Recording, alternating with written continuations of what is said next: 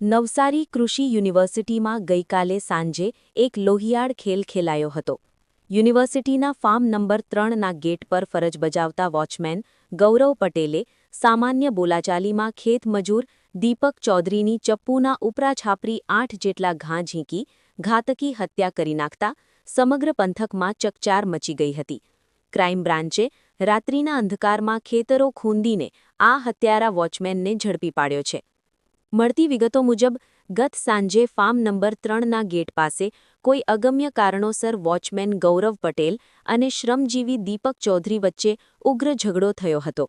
આવેશમાં આવી ગયેલા વોચમેને પોતાની પાસે રહેલું તીક્ષ્ણ ચપ્પુ કાઢી દીપક પર હુમલો કરી દીધો હતો.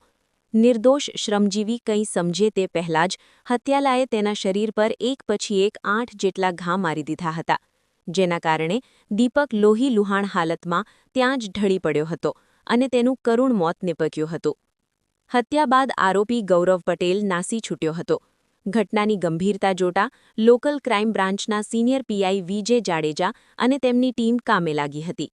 પોલીસે કેમ્પસ અને આસપાસના વિસ્તારના અંદાજે 100 જેટલા સીસીટીવી ફૂટેજ તપાસ્યા હતા.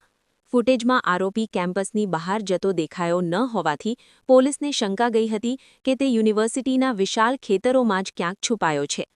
રાત્રિના સમયે પોલીસ કાફલાએ ટોર્ચની મદદથી કેમ્પસના ખેતરોમાં સર્ચ ઓપરેશન હાથ ધર્યું હતું. દરમિયાન શેરડીના એક ઊભા પાક ધરાવતા ખેતરમાં પોલીસને હલચલ દેખાઈ હતી.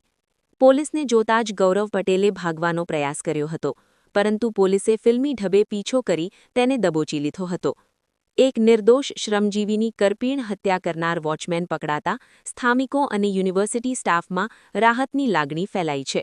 હાલ પોલીસે આરોપીની અટકાયત કરી હત્યા પાછળનું ચોક્કસ કારણ જાણવા વધુ પૂછપરછ હાથ ધરી છે.